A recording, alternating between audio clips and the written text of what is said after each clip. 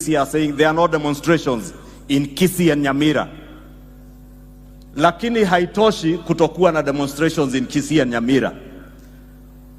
Ile supermarket ililutiwa Nairobi Embakasi ni ya kijana. Wagwan my people, he's your boy Patax and welcome to the Patax show. That after elections, Your Excellency, leaders like wananchi move on with their lives after elections. Even us as leaders, we must allow the country to move on beyond elections and for us to be able to serve the people and deliver on what we promised to them. And I am happy when our preacher this morning was preaching, he read from the book of Proverbs. And if you read the first verse in Proverbs 14:12, it says that there is a way that appears to be right, but in the end, it leads to death. And today, Your Excellency, there is no better verse to read from. That as much as our Constitution guarantees us certain rights, and there are ways that may seem right, in the end, they may lead to death. And Your Excellency, I want to tell you, we saw last week, our Constitution guarantees us the right to picket peacefully.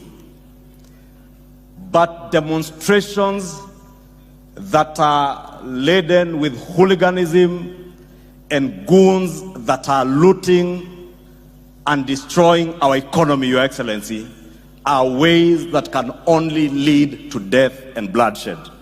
And I am happy with what our senator has said. And I have heard what the church leaders have been asking us, that you sit and negotiate. And I want to subscribe to what Senator Richard Onyonka has said. Do not sit to negotiate with leaders about positions of leadership. Sit with leaders and discuss, how shall we restore our economy? How shall we restore the creation of jobs and wealth for the millions of our youth who have no jobs? Your Excellency, nataka nikuambie, sisi kama viongozi kwa bunge, tutashirikiana and we shall have that conversation in the right place, in the National Assembly and in the Senate, where my brother Richard Onyonka sits in, so that we discuss how shall we make sure that the cost of living comes down, so that when we say food prices are coming down and are high, and we intend to bring them down, Your Excellency, we must also know and realize that as food prices come down, huyu mwananchi wa kawaida, hata chakula, bei ya chakula ishuke chini leo hii rais, mwananchi bila kupata nafasi ya kazi hata kuwa na uwezo na mapato ya kununua ile chakula. And you cannot have an opportunity ya kupata mapato ya kununua chakula if we are also disrupting our economy na mambo ya maandamano. In conclusion, Your Excellency, I want to encourage you, please focus on what is important to these people who are gathered here and millions of other Kenyans. Focus on our economy that was destroyed in a few months under the handshake regime, Your Excellency. Don't focus on what leaders are asking you to focus on. Nimesikia wakati nimesikiza Onyonka, nimesikia even the leadership in Kisii has moved beyond the elections. Therefore, anybody taking us back to the election is taking our country back. Anybody talking to us about the cost of living and at the same time disrupting our economy with looting, with hooliganism in Nairobi. And I am glad, Your Excellency, that the leadership in Kisii are saying there are no demonstrations in Kisii and Nyamira. Lakini haitoshi kutokuwa na demonstrations in Kisii and Nyamira. Ile supermarket ililutiwa Nairobi Embakasi ni ya kijana Mkisii. Aliporwa mali ya zaidi ya milioni 25, ma TV, ma fridge. Na nilisikia jana Mheshimiwa Rais, kiongozi tunamheshimu aliyekuwa Prime Minister, akinilundukizia mimi maneno na naibu wa rais. ati tunampangia. Na ni kweli tunampangia na tutampangia, sababu wakati mulisafirisha yeye 2017 aliyekuwa rais wetu alifanya yeye political resuscitation.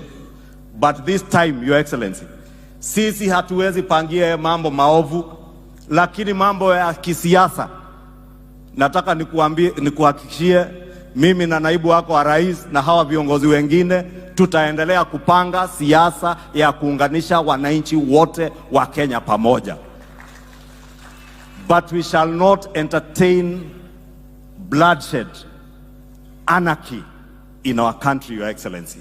And that we shall continue to condemn without fear, without favor, and without looking at who is causing and inciting Kenyans into bloodshed and anarchy as we work together as leaders.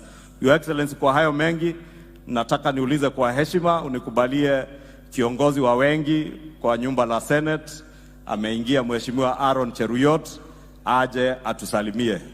Watu wa Kisii nikirudi Kiambu niwaambie Kisii iko shwari, iko amani, na hamuna mambo ya maandamano.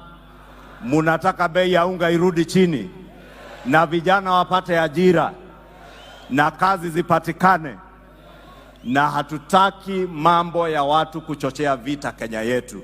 Rais, na ukae chonjo, wewe najua wewe sio mtu wa kuuziwa uoga.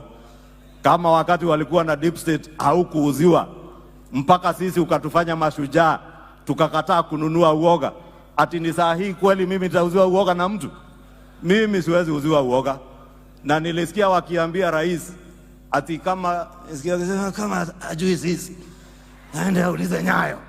Sasa nikauliza, jameni rais, Nyayo alienda zake, na tunaheshimu waliokuwa mbele zetu na wale wametuacha. Na huyu rais ni mtu wa kanisa. Mimi najua hauna njia ya kuongea na wale wameaga, wale wameondoka. Yeye kama hako na njia ya kuongea na wale wameenda, yeye aongee na yeye. Lakini huyu rais hawezi ongea na wale walikufa. Na kama hakujui, anasema ati kama humjui uulize Nyayo. Wewe usichoke.